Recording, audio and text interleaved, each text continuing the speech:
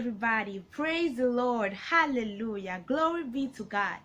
My name is Chioma Obiagwu, and welcome to today's Rhapsody of Realities daily devotional. Today's Rhapsody of Realities is so inspiring and powerful as always, and it teaches us different types of blessings, how we can bless others or bless things, and gives us a revelation. It teaches us blessing is giving thanks.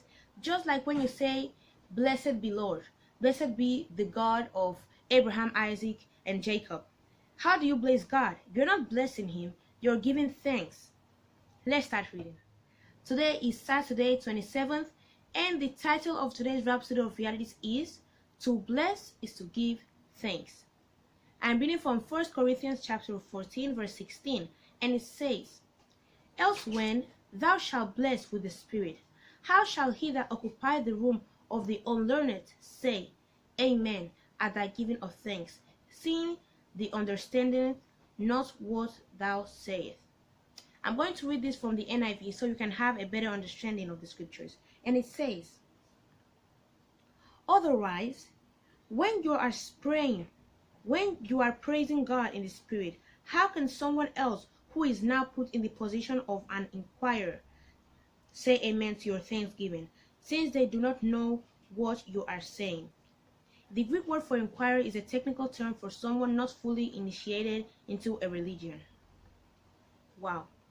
And it goes on saying, generally, to bless means to invoke the power of God into something or into one's life, resulting in promotion, increase, furtherance, strength, and more.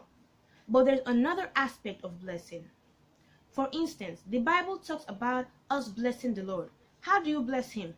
And when we say, "Bless your work," how do you do it?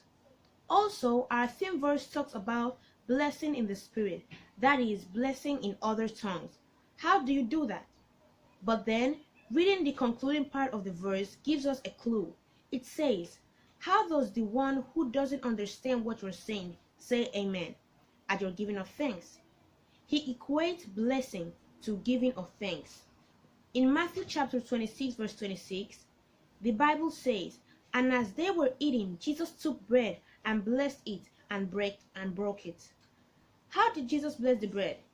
The Apostle Paul, by the Spirit, explained it in 1 Corinthians chapter 11, verse 23 to 24, which says, "For I have received of the Lord that which I also delivered unto you, that the Lord Jesus, the same night in which he was betrayed, took bread, and when he had given thanks, he broke it."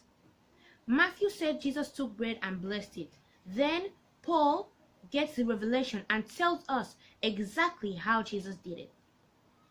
It was by giving thanks. So Jesus blessed the bread by giving thanks unto God. This lets you know how to bless your food when you're next at the table for a meal. It's not by saying, "Oh God, bless this food for Christ's sake." It's by giving him thanks for the food.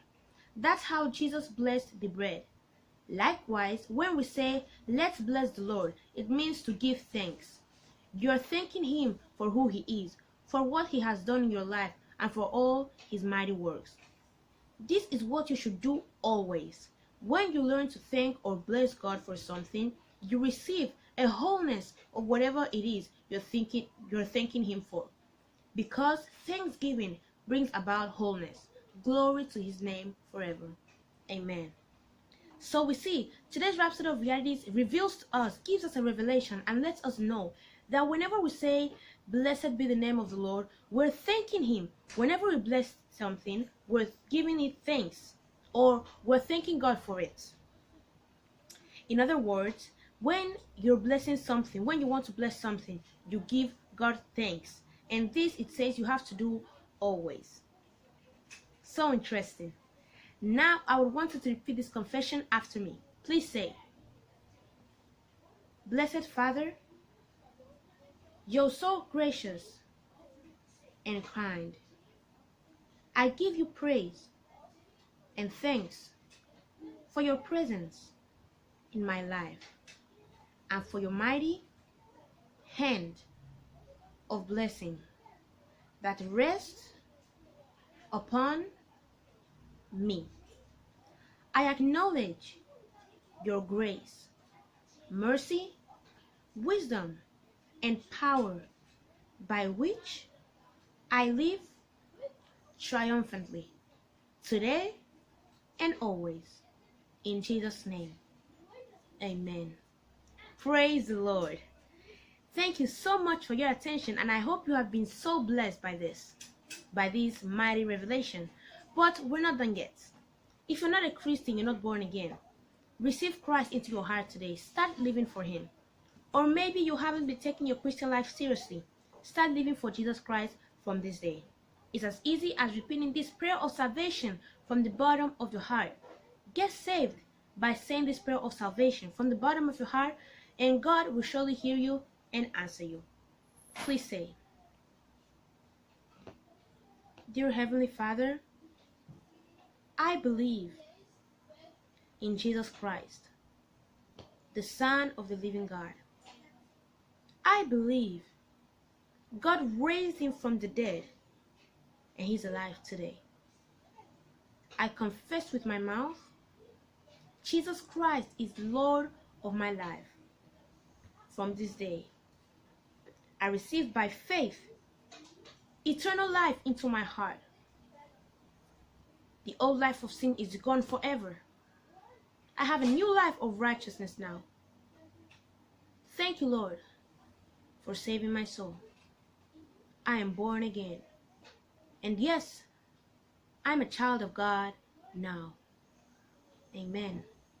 If you said that prayer of salvation from the bottom of your heart, I want you to know that God heard you and answered you. And I pray for every individual that now is saved, that said that prayer of salvation from the bottom of their hearts. Lord, let your name be named upon them. I pray you guide them and protect them each and every single day of their lives. I pray, Lord, you won't let them go astray. You bless them abundantly each and every single day, teaching them and guiding them in the way they should go. I bless them with your love, with your mercy, with your grace, with your peace, with your temperance, and with the Holy Spirit. I pray you give them boldness, courage to preach the gospel all around the world, inviting people to the kingdom of God. And you can be assured that when Jesus Christ comes back, you will be going with Him. Amen. Congratulations, you're born again, and you are a Christian now. You're born again. Wow. Welcome to the body of Christ. If you want to know more about this new Christian life you just started living, I want to recommend you to go to your Google Play Store or Apple App Store and install the Rhapsody of Realities app.